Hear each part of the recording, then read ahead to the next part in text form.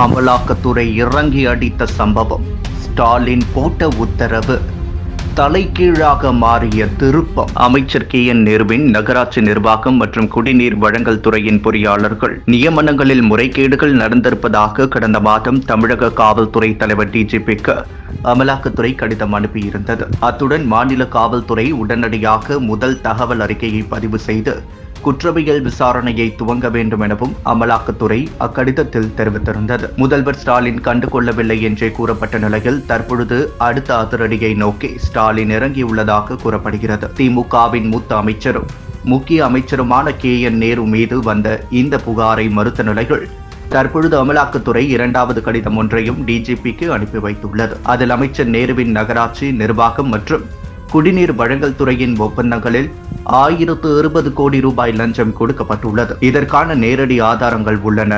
இந்த ஊழல் குறித்து விசாரித்து முதல் தகவல் அறிக்கை பதிவு செய்ய வேண்டும். அப்படி பதிவு செய்யாவிட்டால் காவல்துறையும் அந்த குற்றத்துக்கு உதவுவது போலாகும் என எச்சரிக்கை விடுத்திருந்தது. இந்த நிலையில் அமைச்சர் நேரு மீதான அமலாக்கத்துறையின் குற்றச்சாட்டுகள் தொடர்பாக முதற்கட்ட விசாரணை நடத்த முதல்வர் MK ஸ்டாலின் உத்தரவிட்டுள்ளதாக கோட்டை வட்டார தகவல்கள் தெரிவிக்கின்றன. அமைச்சராக செந்தில் பாலாஜி இருந்தபோது அமலாக்கத்துறை சோதனை நடத்திய போது கூட முதல்வர் ஸ்டாலின் தொட்டுப்பார் சீண்டிப்பார் என்றே சவால் விடுத்தது எதிர்கொள்வோம் என தெரிவித்தார். ஆனால் அமைச்சர் நேரு தொடர்பான குற்றச்சாட்டை கண்டும் முதல்வர் எதுவும் நடவடிக்கை எடுக்காமல் இருந்து வந்தார். அது மட்டுமில்லாமல் உடன்பிறப்பே பாய் என்ற தலைப்பில் ஸ்டாலின் திமுக மாவட்ட செயலாளர் கூட்டத்தை நடத்தி வரும் நிலையில் தேர்தல் நேரத்தில் நம் எதிரிகளை குறைத்து மதிப்பிடக்கூடாது. CBI, ET, IT, தேர்தல் ஆணையம் இவை அனைத்தையும் அவர்கள் நமக்கு எதிராக பயன்படுத்துவார்கள். தினம்தோறும் ஏராளமான பொய்கள் பரப்புவார்கள், போலியான பிம்பங்களை உருவாக்குவார்கள், ஊடகங்களை பயன்படுத்தி பொய்ச் செய்திகளை பரப்புவார்கள். இவற்றை எதிர்கொள்ள நமது பலத்தை நாம் சரியாக பயன்படுத்த வேண்டும் என ஆலோசனை வழங்கியதாக கூறப்படுகிறது. இதன் மூலம் ஸ்டாலின் பயந்துவிட்டார் என்றும் இப்போதுதான் சரியாக செயல்படுகிறார் என்றும் அரசியல் பார்வையாளர்கள் கருத்து தெரிவிக்க துவங்கியுள்ளனர்.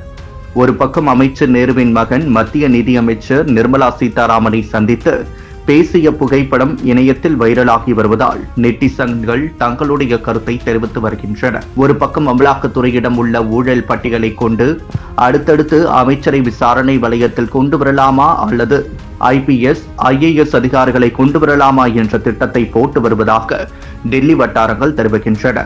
இதனால் திமுகவுக்கு வரக்கூடிய தேர்தலில் மிகப்பெரிய சிக்கலை சந்திக்கலாம் என்றே கூறப்படுகிறது. இதற்கிடையில் அமலாக்கத்துறை டாஸ்மாக் வழக்கில் வேகம் காட்ட வாய்ப்புள்ளதாகவும் இதனால் முதல்வர் ஸ்டாலின் எப்போது வேண்டுமானாலும் டெல்லிக்கு சென்று பிரதமரையோ அல்லது மத்திய உள்துறை அமைச்சர் அமித்ஷாவையோ சந்திக்கலாம் என்றும் கூறப்படுகிறது.